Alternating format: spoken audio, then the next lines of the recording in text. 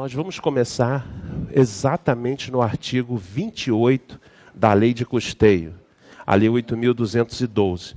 É bom ressaltar que isso aqui é uma parte expressa, claríssima do edital. E todo cuidado é pouco. Por quê? Vocês vão ver que esse artigo 28 ele é muito incidente em provas. Eu começo pensando logo na prova de 2008 do próprio INSS.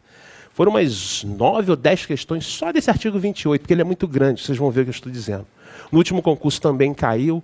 Nos que virão, sempre cairá esse artigo 28. Talvez na parte inicial não, mas depois sim. Então nós vamos estudar a parte inicial, mas vamos evoluir para o parágrafo 8º e 9º, sobretudo, onde tratam das parcelas integrantes e não integrantes. É exatamente ali o cerne dos problemas. É bom salientar que esse assunto tem uma construção jurisprudencial bastante relevante. Claro que não é o nosso objetivo aqui focar tanto. Falarei algumas coisas, né? A jurisprudência do STJ, sobretudo. Mas não é o foco desse profundo, porque a experiência demonstra que isso não tem sido exigido tanto assim. A não ser algumas coisas, mas eu vou mostrar para vocês. E vou logo ressaltar que quando a gente for estudar estas parcelas integrantes e não integrantes, eu vou fazer igual em segurados, eu vou criar um macete. Por quê? Porque o tema é grandíssimo e nós precisamos estudar eu diria, de dentro para fora, né? Ou melhor, de fora para dentro, ao contrário. Entendendo como é que funciona principiologicamente, depois nós vamos às espécies, igual segurados, percebeu? Fica mais fácil em razão do volume de informações que tem ali. Vamos lá. Ele vai aqui no artigo 28 definir o salário de contribuição. O salário de contribuição é bom que se reitere, que é a base de cálculo da contribuição dos segurados. É bom ressaltar também que o segurado especial não tem salário de contribuição, enquanto o puro, simples ou segurado especial propriamente dito. A não ser quando ele resolve contribuir facultativamente como contribuinte individual.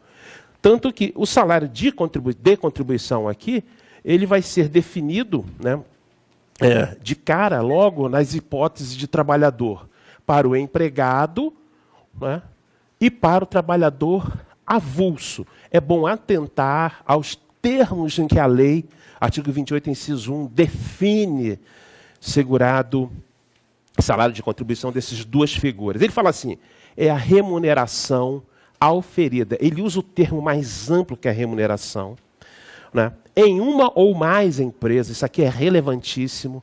Né? Por quê? A ideia da multiplicidade de empresas decorre da natureza normal de uma pessoa poder elaborar em mais de uma empresa. Isso é possível, desde que não conflito com a legislação do trabalho. Aliás, é possível que ele trabalhe em uma empresa e como contribuinte individual, por exemplo. Eu já vi pessoas que trabalhavam em empresa e volta e meia eles eram trabalhadores avulsos. Isso acontece também. Isso é bom reafirmar, repisar, que ele não pode ser obrigatório e facultativo ao mesmo tempo. Já houve até questão do CESP, em que o cara fez a seguinte pergunta, e vocês vão ver essa questão.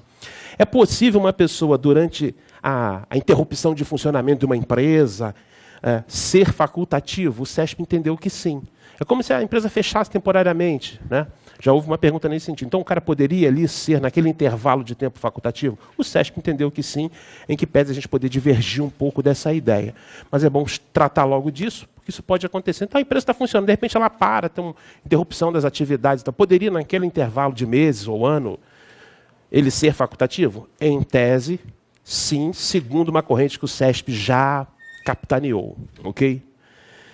Muito bem. Aí ele fala, em uma ou mais empresas, é bom ressaltar, eu estou pisando aqui, por quê?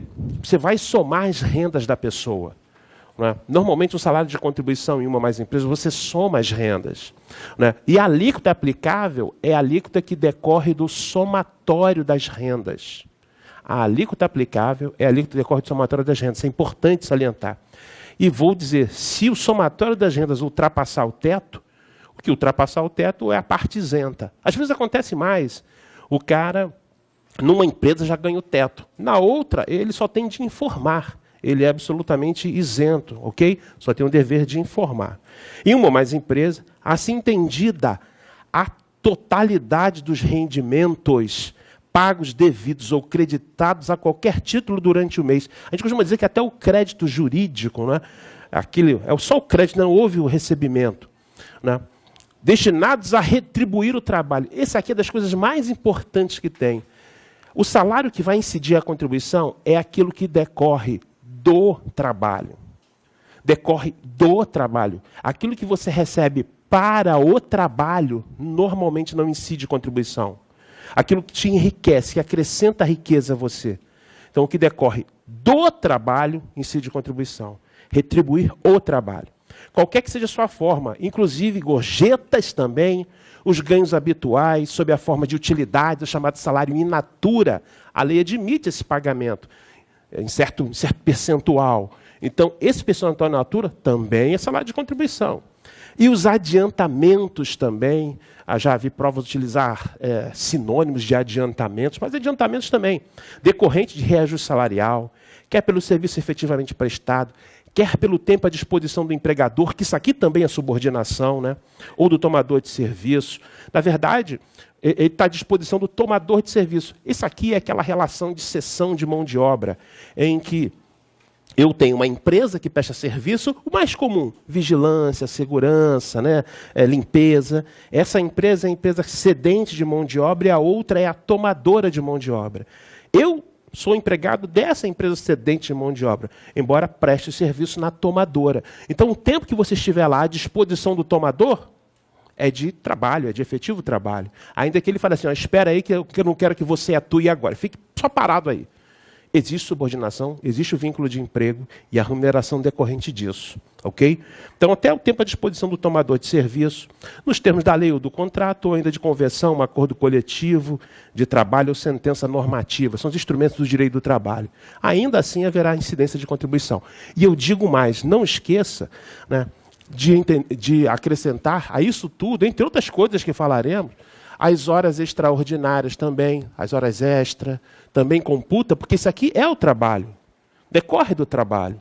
Né? Adicionais de uma maneira geral, adicionais, por exemplo, adicional noturno, adicional de periculosidade, insalubridade, adicionais que reflitam o seu trabalho.